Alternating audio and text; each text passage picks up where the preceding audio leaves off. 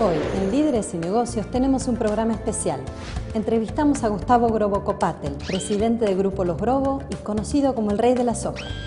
Fuimos a Carlos Casares, a 300 kilómetros de Buenos Aires, para conocer las oficinas centrales. Nos habló de los procesos de siembra y cosecha y del rol fundamental del campo en la economía argentina.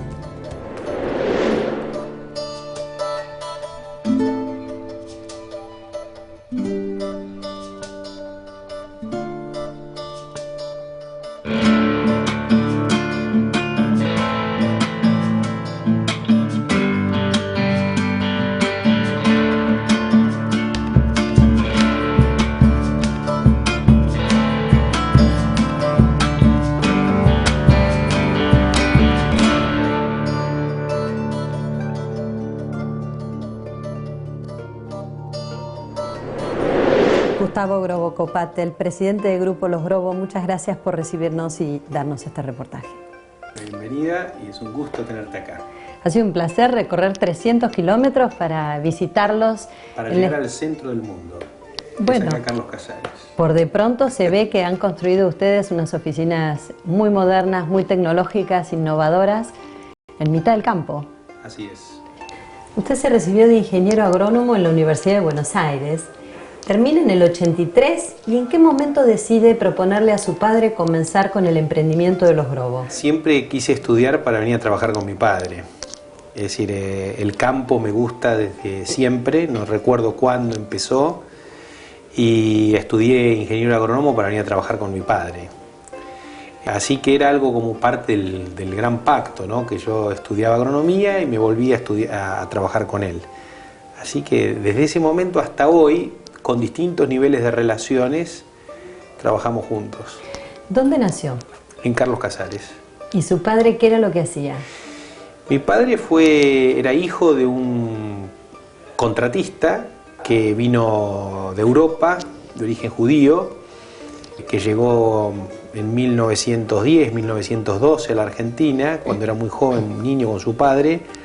Fue contratista agropecuario toda la vida, y recién pudo comprar sus primeras 100 hectáreas en la década del 60.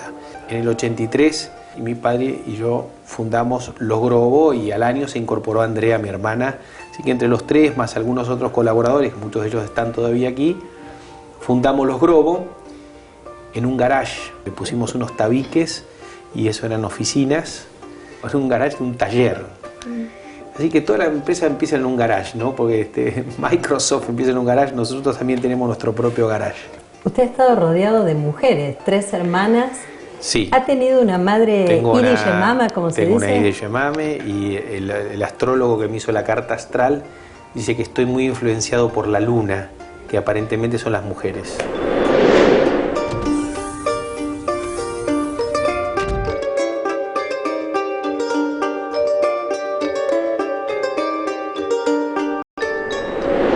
El campo durante muchas décadas ha estado trabajado de manera muy tradicional. ¿Qué cree que su origen ucraniano y judío le ha aportado al agro?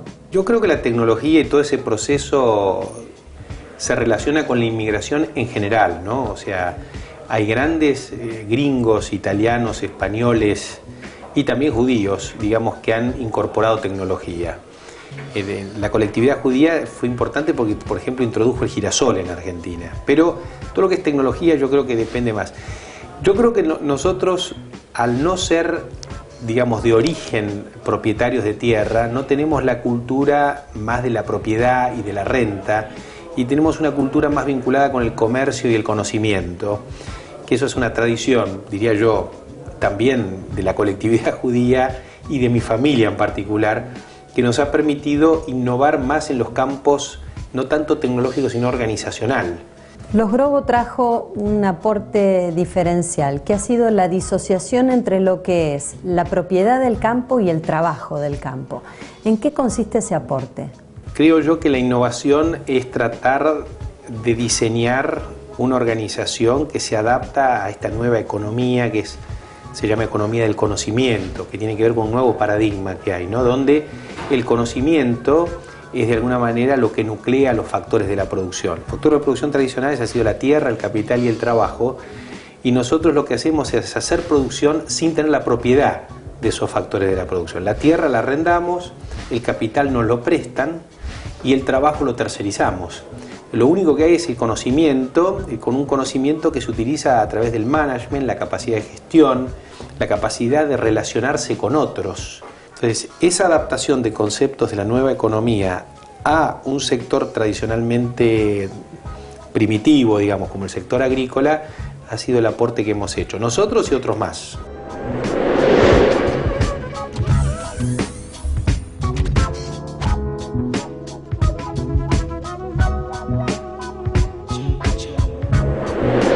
¿Cómo surge esa pasión y ese espíritu emprendedor que lo hace visualizar una gran compañía? Yo terminé la Facultad de Agronomía queriendo ser un buen ingeniero agrónomo, asesor de empresas, después quise ser un buen agricultor, después quise ser un buen comerciante porque descubrí el valor que agrega el comercio, o sea, el comercio está vinculado con el ayudar a otro. Y después que empezás a estudiar y a entender cuestiones más estratégicas, empezás a ver que las empresas que tienen más escala, más diversidad, que se transnacionalizan, bueno, tienen ciertas ventajas competitivas que están vinculadas con el riesgo, con la capacidad de bajar costos, con la capacidad de crear competitividad. Y bueno, y ese es como una especie de camino donde solo vas marchando y vas generando valor tras valor. Son como sucesivas capas de competitividad, de diferenciación, de crecimiento que se van agregando como si fuera una cebolla, ¿no? Leí que hace algunos años hubo una gran inundación y la gente no se animaba a sembrar y usted decidió arrendar esos campos porque pensaba que luego de la inundación, contrariamente a lo que se creía, las tierras iban a quedar más fértiles para la siembra. Sí, pero no fue una casualidad. Yo era docente en la Facultad de Agronomía de Buenos Aires y hacía investigación sobre el efecto de la salinidad. Entonces, en realidad también se lo debo al conocimiento. En realidad no fue algo de la varita mágica, ¿no es cierto? Una cosa no puramente... Fue casualidad, sino causalidad. Por eso yo hago hincapié mucho en quienes trabajan conmigo y con quienes me relaciono en el poder fantástico del conocimiento, ¿no? El poder liberador del conocimiento y demás, el estudiarse a uno mismo y a partir de ahí empezar a generar valor y riqueza.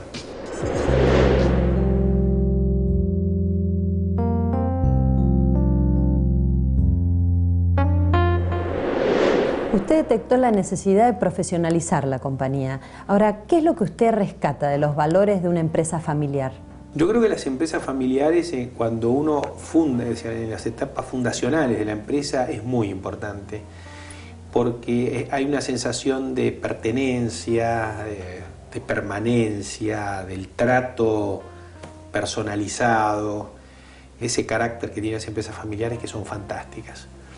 Las empresas familiares en general, cuando llegan a un tamaño grande o cuando se llegan a segundas y terceras generaciones, requieren de una serie de normas, reglas, convenios que faciliten las relaciones, fundamentalmente entre los familiares. Y ahí ya se empieza a complicar más. ¿Tuvieron necesidad de recurrir a profesionales para de alguna manera administrar conflictos que pudieran surgir entre la familia? Sí, nosotros todavía no tuvimos eso del conflicto porque yo creo que siempre nos hemos adelantado a los problemas. Nosotros hicimos una sucesión y yo tengo 47 años, o sea que es algo que usualmente las empresas familiares lo hacen cuando el líder tiene 70 años o 60 y nosotros pudimos hacer esta etapa teniendo 47 años. Quiere decir que nosotros en realidad nos hemos ido adelantando, con lo cual nunca llegamos a tener problemas, pero sí, hemos estado rodeados de profesionales los últimos 15 años y este proceso de profesionalización es un proceso que por lo menos reconocemos que nos ha llevado 12 o 13 años. ¿Cuánta gente trabaja en Los Grobo? 900 personas en toda la región, ¿no? Incluyendo Brasil, Uruguay y Paraguay. ¿Qué cantidad de hectáreas ustedes están arrendando? Nosotros arrendamos 250.000 en toda la región, unas 100.000 en Argentina y 150.000 fuera de Argentina. Hay unos 5.000 clientes tenemos, productores agropecuarios, la mayoría son pequeños y medianos, y unos 3.800 proveedores de servicios que van desde camioneros, cosechadoras, ingenieros agrónomos. ¿Le preocupa acaso que caiga la siembra del trigo, por ejemplo, y que la Argentina se transforme en un productor de monocultivo? Sí, claro que sí, me preocupa todo. O sea, yo creo que Argentina, el modelo que yo sueño para Argentina es un modelo diversificado, integrado, equilibrado, donde se hagan varios cultivos, donde se transformen esos granos en pollo, en cerdo, en lácteos, en quesos, donde se desarrollen economías regionales, donde la calidad de vida de los pueblos como Carlos Casares sean modelos que la gente quiera venir a vivir a Carlos Casares porque hay buena salud, buena educación, porque las vías de comunicación, porque hay autopistas, porque hay trenes. Sueño con un país posible, me parece a mí que es posible que ese proceso de generación de riqueza se distribuya con equidad, que las villas de Buenos Aires desaparezcan porque la gente decide volver a vivir al interior y con una mejor calidad de vida, y me parece que estamos cerca de eso.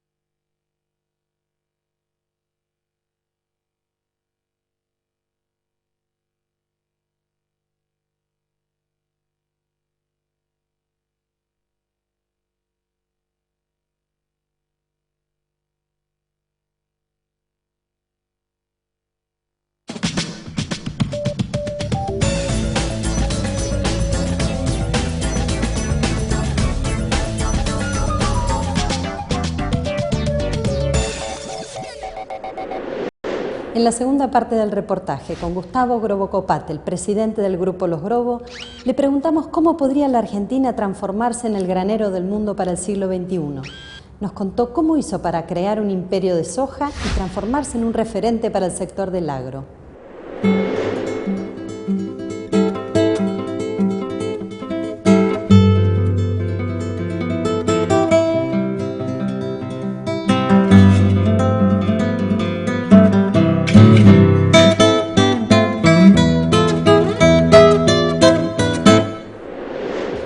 ¿Cuál es su visión del momento político-económico actual luego de las elecciones parlamentarias?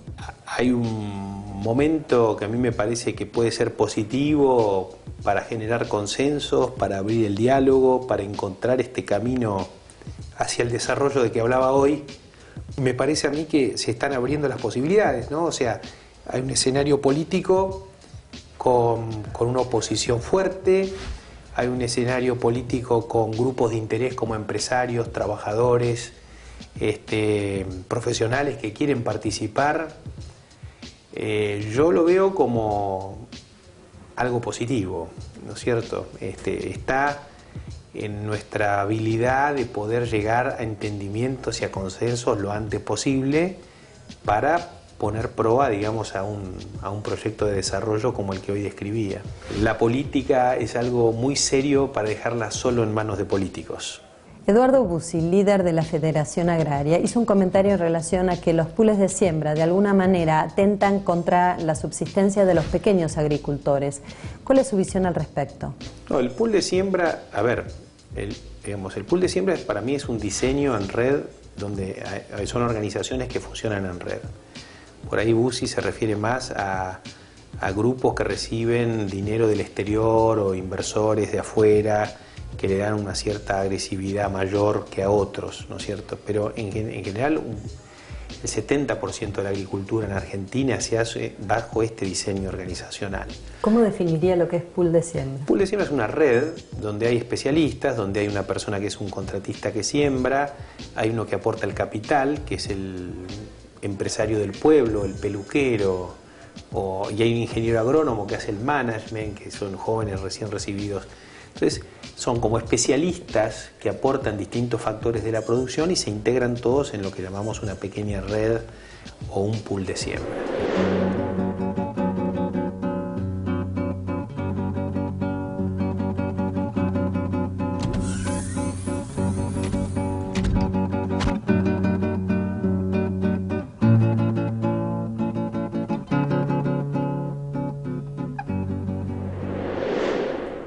Greenpeace ha denunciado sostenidamente que cientos de miles de hectáreas de bosques autóctonos han sido destruidos para la siembra de soja.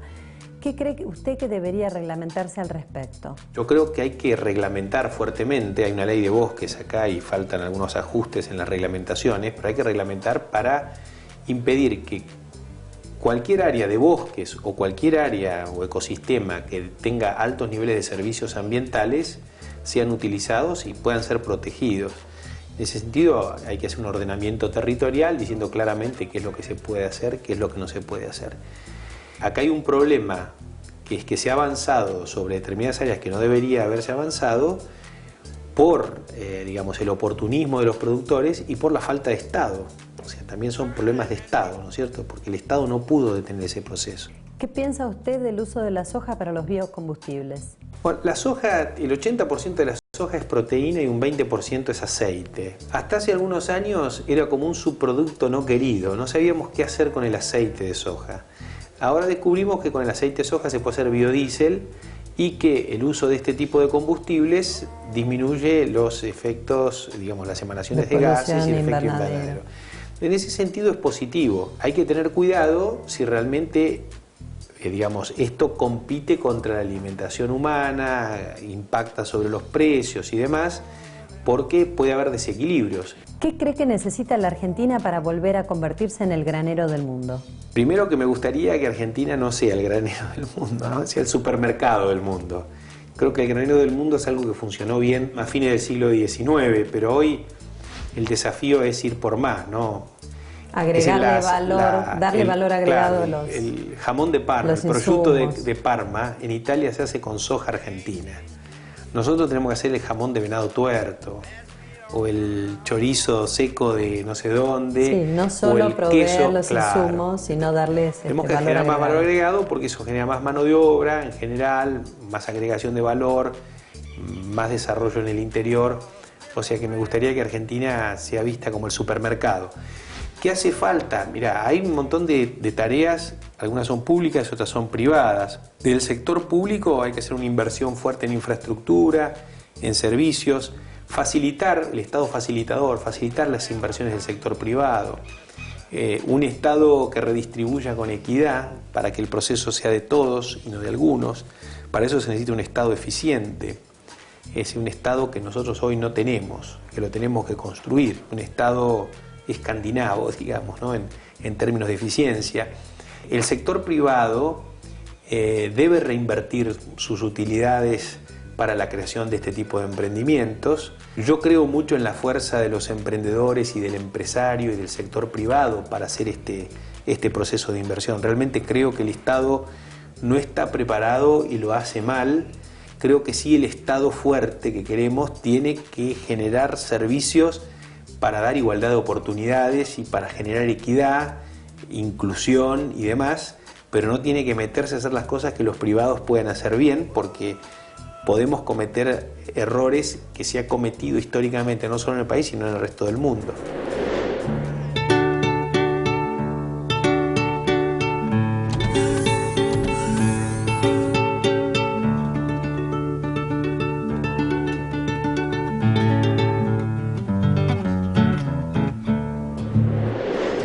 ¿Qué cree que necesita un empresario argentino para aportar al crecimiento nacional? Creo que necesita primero reglas de juego claras, que se respeten sus derechos, y me parece que el empresario también tiene que ser algo... La sociedad tiene que confiar en los empresarios. La sociedad, yo creo que los empresarios tenemos la capacidad y la posibilidad de generar un proceso de desarrollo inclusivo. Yo creo que la sociedad tiene que acercarse a los empresarios y los empresarios a la sociedad, me parece. y generar así una especie de círculo de afecto, de ida y vuelta, que le genera a los empresarios y a los emprendedores en general el entusiasmo, la pasión por hacer, por crear cosas, ¿no? ¿Cuáles son los valores que cree que como sociedad nos están haciendo falta? A mí me parece que tenemos que confiar en el esfuerzo. Creo que la sociedad en general piensa más que la suerte es lo que determina si a uno le va bien o mal, y creo que tenemos que confiar más en el esfuerzo, tenemos que escuchar más de lo que hablamos, tenemos que dejar de autorreferenciarnos y empezar a pensar en los demás. Y creo que Argentina es una sociedad muy también autorreferenciada, es decir, le cuesta mirar afuera y entender lo que pasa afuera. Creo que tenemos que aprender más de lo que pasa afuera. Me gustaría conocer un poco sobre su vida personal. ¿Cómo es de alguna manera estar casado con una directora de compañía y compartir la familia, compartir las experiencias personales y la problemática del día a día en la compañía? No se puede dividir hoy la actividad de una persona de lo que es el trabajo, la familia, los afectos. Está todo mezclado, ¿no? Vos te vas del horario de trabajo y seguís trabajando. Y durante el horario de trabajo haces cosas particulares y haces cosas que tienen que ver con lo cual se mezcla bastante. Y más en el caso mío, que mi mujer y yo somos compañeros de trabajo. Nos acompañamos mutuamente. Yo creo que eso es... Por supuesto, me encantaría tener más tiempo para estar con mi familia, me gustaría más... yo, digamos, me dedico también un poco a la música, dedicarme más a la música. Pero bueno... yo creo que uno está buscando... ¿Qué es lo que se dedica en la música, por ejemplo? Yo estudio canto hace 25 años y tengo un trío de música folclórica y digamos, el trío es profesional. O sea, que alguien canta? Me paga para que yo cante. ¿Sí? ¿Le pagan bien? Me pagan. Bien, por lo menos me pagan lo que pedimos. ¿Música folclórica Hacemos nacional? Música folclórica, sí. ¿Cuál es su canción favorita? ¿De qué autor? Bueno, a mí me gusta Atahualpa Yupanqui.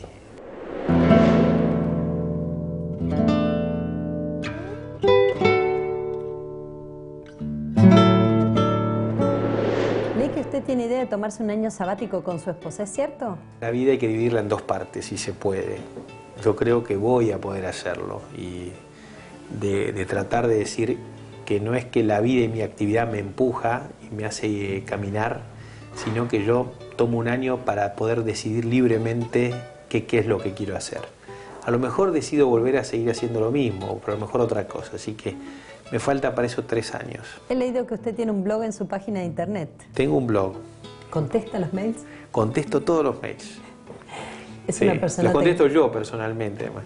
¿Es una persona tecnológica? Sí, totalmente. ¿Qué es lo que lo apasiona en la vida? Mira, me apasiona esto, sí, digamos, de ver cómo la sociedad va cambiando, cómo la tecnología te genera una mejor calidad de vida, cómo el acceso al conocimiento y a la información te da un potencial. Lo que más me fascina no es eso, sino ver a la gente cambiar y transformarse a sí misma. ¿Qué rol ocupa el dinero en su vida? El dinero para mí es la consecuencia, ¿no?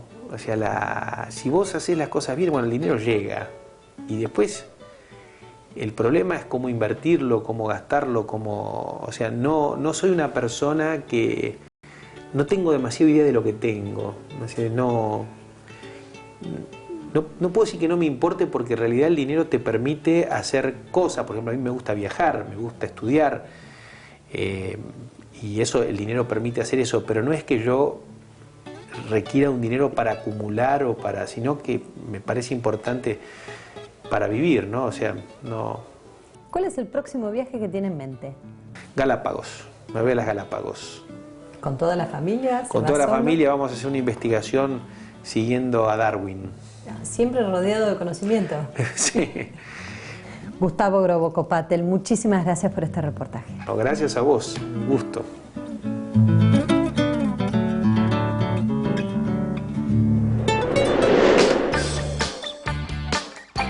Con Personal Internet Móvil, navega donde quieras, porque es la manera de estar conectado, estés donde estés.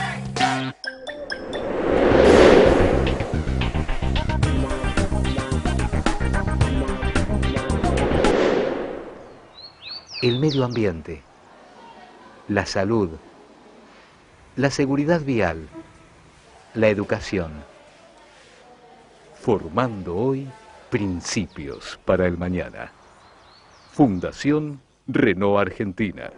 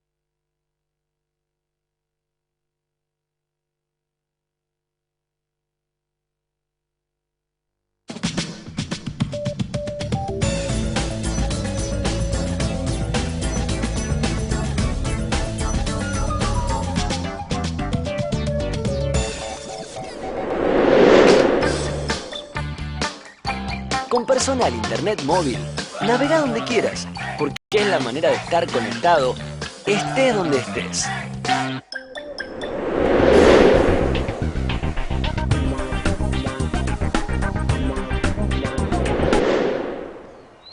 El medio ambiente, la salud, la seguridad vial, la educación. Formando hoy principios para el mañana. Fundación Renault Argentina.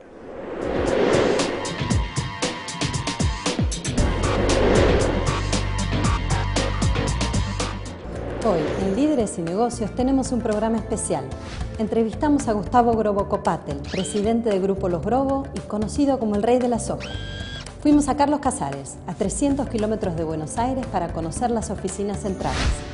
Nos habló de los procesos de siembra y cosecha y del rol fundamental del campo en la economía argentina.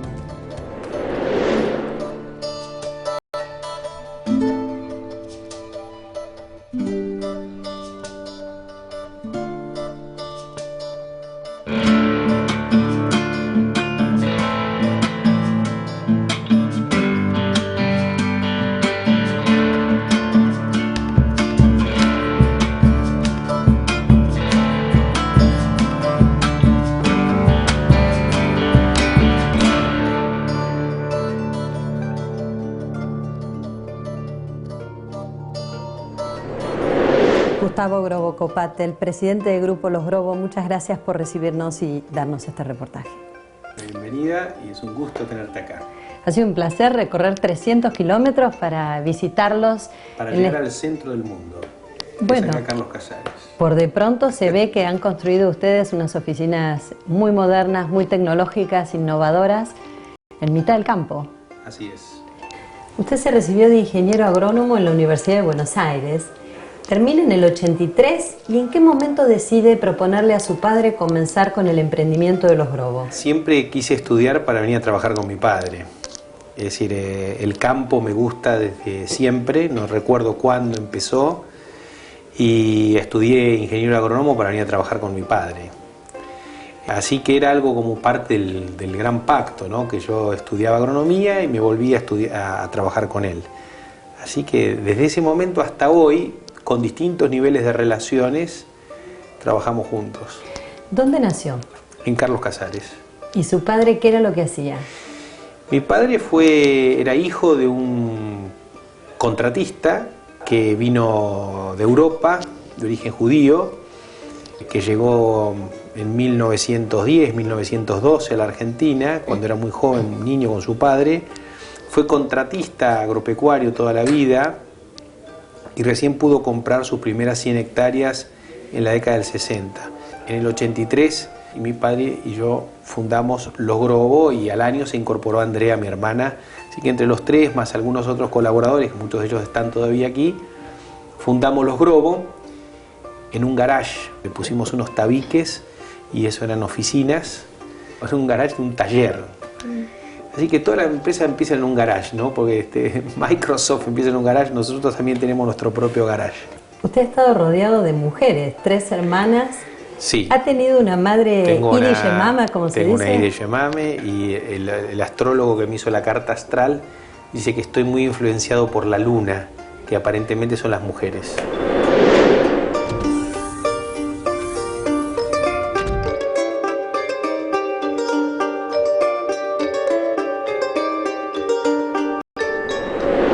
El campo durante muchas décadas ha estado trabajado de manera muy tradicional. ¿Qué cree que su origen ucraniano y judío le ha aportado al agro? Yo creo que la tecnología y todo ese proceso se relaciona con la inmigración en general, ¿no? O sea, hay grandes gringos, italianos, españoles y también judíos, digamos, que han incorporado tecnología. La colectividad judía fue importante porque, por ejemplo, introdujo el girasol en Argentina. Pero todo lo que es tecnología yo creo que depende más. Yo creo que nosotros, al no ser, digamos, de origen propietarios de tierra, no tenemos la cultura más de la propiedad y de la renta, y tenemos una cultura más vinculada con el comercio y el conocimiento, que eso es una tradición, diría yo, también de la colectividad judía y de mi familia en particular, que nos ha permitido innovar más en los campos, no tanto tecnológico, sino organizacional. Los Grobo trajo un aporte diferencial, que ha sido la disociación entre lo que es la propiedad del campo y el trabajo del campo. ¿En qué consiste ese aporte? Creo yo que la innovación es tratar de diseñar una organización que se adapta a esta nueva economía que se llama economía del conocimiento, que tiene que ver con un nuevo paradigma que hay, ¿no? Donde el conocimiento es de alguna manera lo que nuclea los factores de la producción. Los factores de producción tradicionales han sido la tierra, el capital y el trabajo, y nosotros lo que hacemos es hacer producción sin tener la propiedad de esos factores de la producción. La tierra la arrendamos, el capital nos lo prestan y el trabajo lo tercerizamos. Lo único que hay es el conocimiento, con un conocimiento que se utiliza a través del management, la capacidad de gestión, la capacidad de relacionarse con otros. Entonces, esa adaptación de conceptos de la nueva economía a un sector tradicionalmente primitivo, digamos, como el sector agrícola, ha sido el aporte que hemos hecho, nosotros y otros más.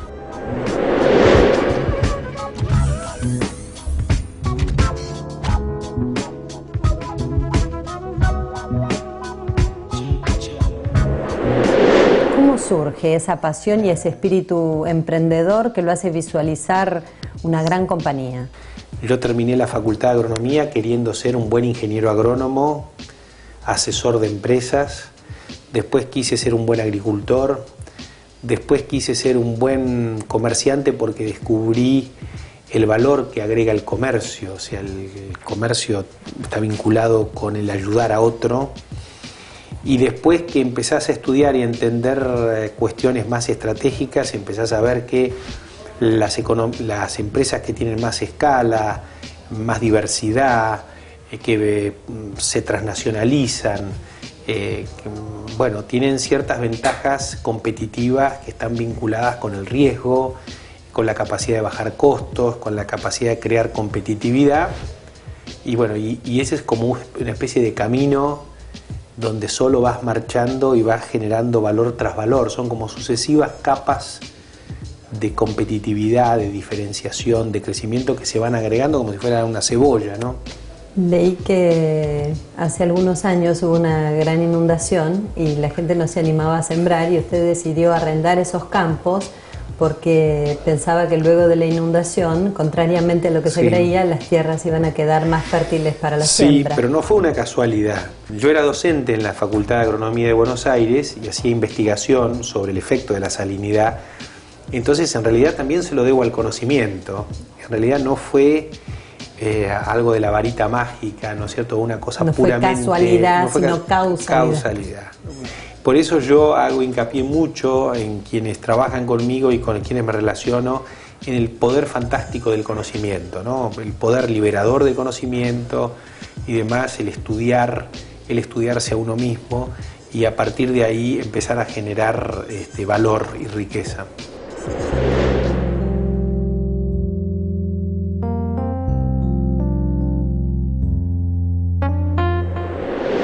Usted detectó la necesidad de profesionalizar la compañía. Ahora, ¿qué es lo que usted rescata de los valores de una empresa familiar?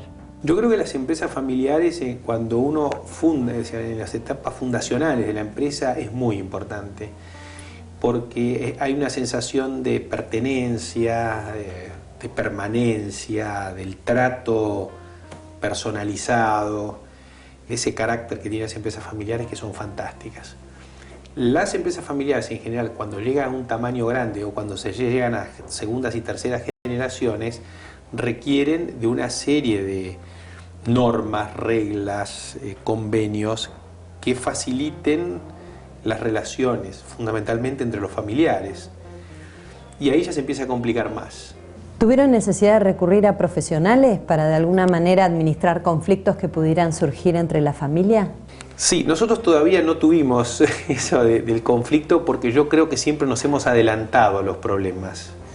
Nosotros hicimos una sucesión y yo tengo 47 años, o sea que es algo que usualmente las empresas familiares lo hacen cuando el líder tiene 70 años o 60 y nosotros pudimos hacer esta etapa teniendo 47 años. Quiere decir que nosotros en realidad nos hemos ido adelantando, con lo cual nunca llegamos a tener problemas, pero sí, hemos estado rodeados de profesionales los últimos 15 años y este proceso de profesionalización es un proceso que por lo menos reconocemos que nos ha llevado 12 o 13 años. ¿Cuánta gente trabaja en Los Grobo? 900 personas en toda la región, ¿no? Incluyendo Brasil, Uruguay y Paraguay. ¿Qué cantidad de hectáreas ustedes están arrendando? Nosotros arrendamos 250.000 en toda la región, unas 100.000 en Argentina y 150.000 fuera de Argentina. Hay unos 5.000 clientes tenemos, productores agropecuarios, la mayoría son pequeños y medianos, y unos 3.800 proveedores de servicios, que que van desde camioneros, cosechadoras, ingenieros agrónomos. ¿Le preocupa acaso que caiga la siembra del trigo, por ejemplo, y que la Argentina se transforme en un productor de monocultivo? Sí, claro que sí, me preocupa todo. O sea, yo creo que Argentina, el modelo que yo sueño para Argentina es un modelo diversificado, integrado, equilibrado, donde se hagan varios cultivos, donde se transformen esos granos en pollo, en cerdo, en lácteos, en quesos, donde se desarrollen economías regionales, donde la calidad de vida de los pueblos como Carlos Casares sean modelos que la gente quiera venir a vivir a Carlos Casares, porque hay buena salud, buena educación, porque las vías de comunicación, porque hay autopistas, porque hay trenes. Sueño con un país posible, me parece a mí que es posible que ese proceso de generación de riqueza se distribuya con equidad, que las villas de Buenos Aires desaparezcan porque la gente decide volver a vivir al interior y con una mejor calidad de vida, y me parece que estamos cerca de eso.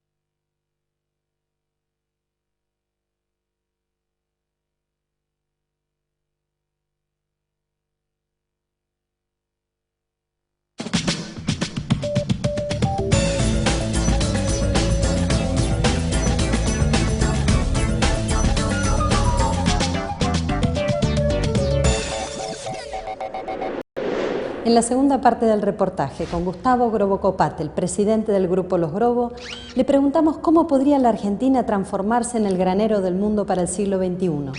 Nos contó cómo hizo para crear un imperio de soja y transformarse en un referente para el sector del agro.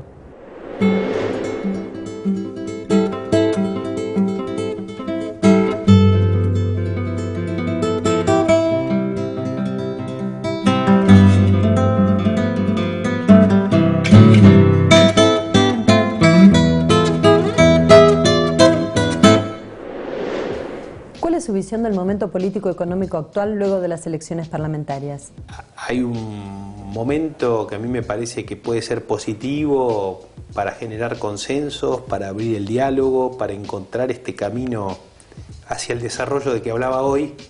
Me parece a mí que se están abriendo las posibilidades, ¿no? O sea, hay un escenario político con una oposición fuerte, hay un escenario político con grupos de interés como empresarios, trabajadores, profesionales que quieren participar.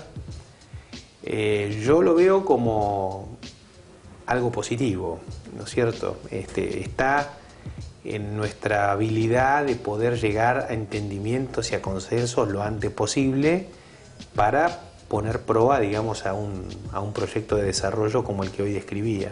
La política es algo muy serio para dejarla solo en manos de políticos.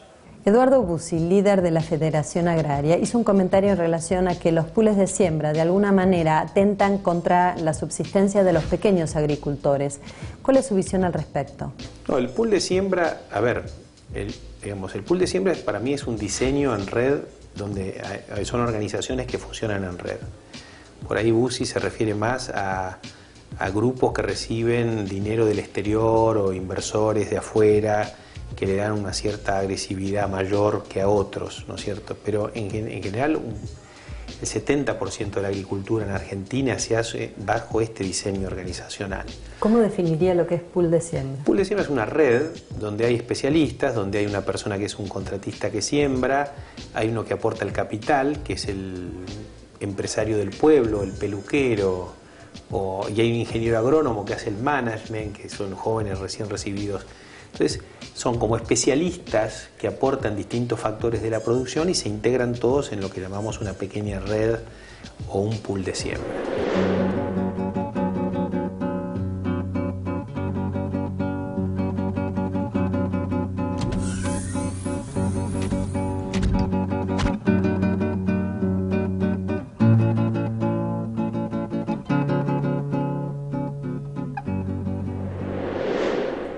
Greenpeace ha denunciado sostenidamente que cientos de miles de hectáreas de bosques autóctonos han sido destruidos para la siembra de soja.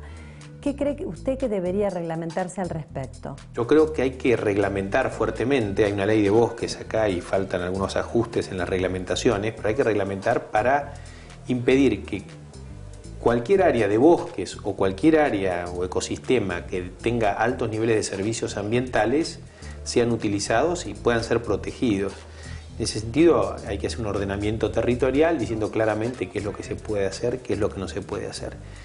Acá hay un problema, que es que se ha avanzado sobre determinadas áreas que no debería haberse avanzado por digamos, el oportunismo de los productores y por la falta de Estado. O sea, también son problemas de Estado, ¿no es cierto? Porque el Estado no pudo detener ese proceso. ¿Qué piensa usted del uso de la soja para los biocombustibles? Bueno, la soja, el 80% de la soja es proteína y un 20% es aceite. Hasta hace algunos años era como un subproducto no querido, no sabíamos qué hacer con el aceite de soja. Ahora descubrimos que con el aceite de soja se puede hacer biodiesel y que el uso de este tipo de combustibles disminuye los efectos, digamos, las emanaciones de gases y el efecto invernadero.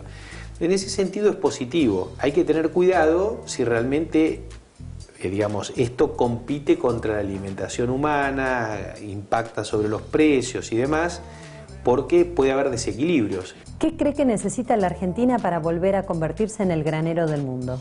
Primero que me gustaría que Argentina no sea el granero del mundo, ¿no? Sea el supermercado del mundo. Creo que el granero del mundo es algo que funcionó bien a fines del siglo XIX, pero hoy el desafío es ir por más, ¿no? Agregarle valor, darle valor agregado claro, el jamón de Parma, el prosciutto de Parma, en Italia se hace con soja argentina.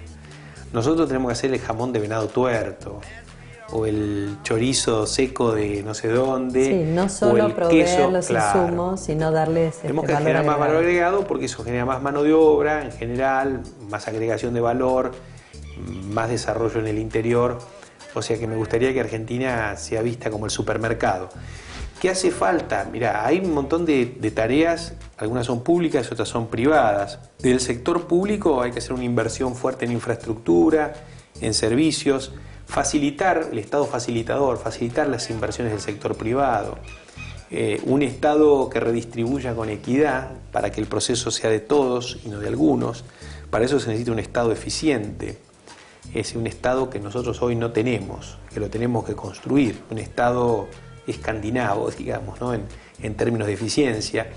El sector privado debe reinvertir sus utilidades para la creación de este tipo de emprendimientos. Yo creo mucho en la fuerza de los emprendedores y del empresario y del sector privado para hacer este proceso de inversión. Realmente creo que el Estado no está preparado y lo hace mal. Creo que sí, el Estado fuerte que queremos tiene que generar servicios para dar igualdad de oportunidades y para generar equidad, inclusión y demás, pero no tiene que meterse a hacer las cosas que los privados puedan hacer bien, porque podemos cometer errores que se ha cometido históricamente no solo en el país, sino en el resto del mundo.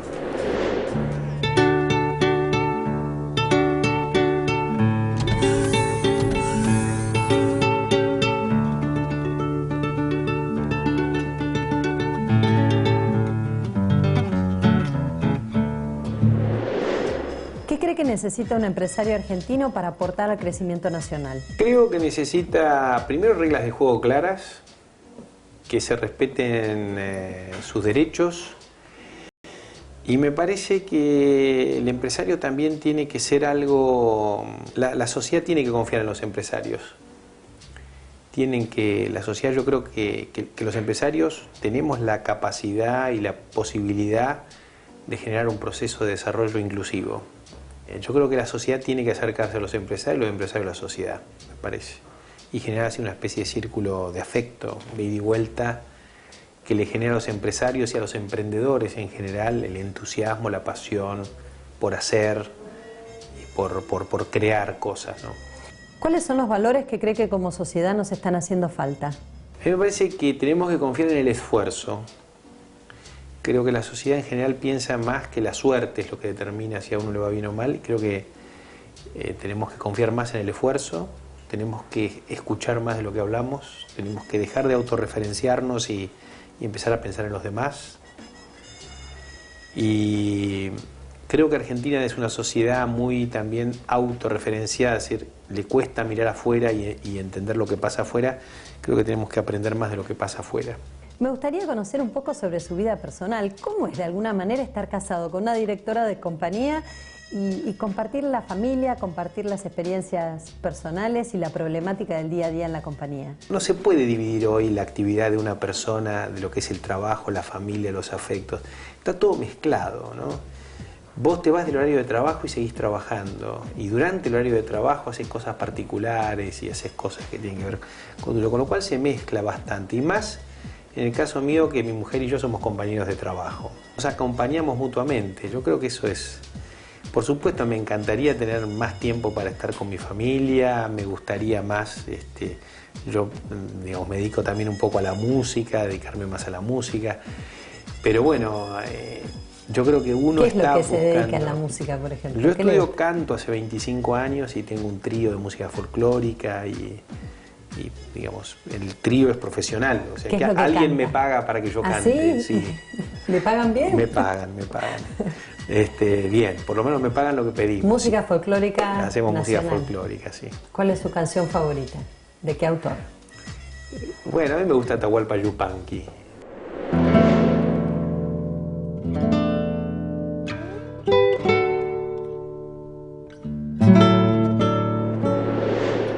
¿Tiene idea de tomarse un año sabático con su esposa? ¿Es cierto? La vida hay que dividirla en dos partes, si se puede. Yo creo que voy a poder hacerlo y de tratar de decir que no es que la vida y mi actividad me empuja y me hace caminar, sino que yo tomo un año para poder decidir libremente qué es lo que quiero hacer. A lo mejor decido volver a seguir haciendo lo mismo, pero a lo mejor otra cosa, así que me falta para eso 3 años. He leído que usted tiene un blog en su página de internet. Tengo un blog. ¿Contesta los mails? Contesto todos los mails. ¿Es una persona los contesto yo personalmente, además. ¿Es una persona tecnológica? Sí, totalmente. ¿Qué es lo que lo apasiona en la vida? Mira, me apasiona esto, sí, digamos, de ver cómo la sociedad va cambiando, cómo la tecnología te genera una mejor calidad de vida, cómo el acceso al conocimiento y a la información te da un potencial. Lo que más me fascina no es eso, sino ver a la gente cambiar y transformarse a sí misma. ¿Qué rol ocupa el dinero en su vida? El dinero para mí es la consecuencia, ¿no? O sea, si vos haces las cosas bien, bueno, el dinero llega. Y después el problema es cómo invertirlo, cómo gastarlo, o sea, no soy una persona que...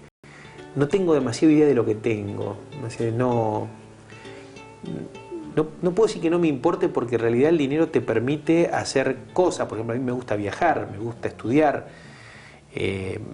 Y eso, el dinero permite hacer eso. Pero no es que yo requiera un dinero para acumular sino que me parece importante para vivir, ¿no? O sea, no... ¿Cuál es el próximo viaje que tiene en mente? Galápagos, me voy a las Galápagos. ¿Con toda la familia? Con toda la familia vamos a hacer una investigación siguiendo a Darwin. Siempre rodeado de conocimiento. Sí. Gustavo Grobo Copatel, muchísimas gracias por este reportaje. No, gracias a vos, un gusto.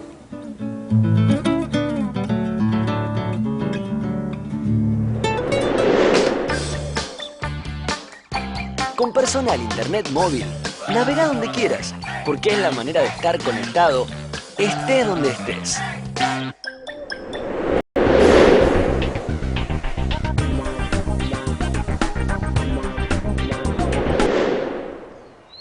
El medio ambiente, la salud, la seguridad vial, la educación. Formando hoy principios para el mañana. Fundación Renault Argentina.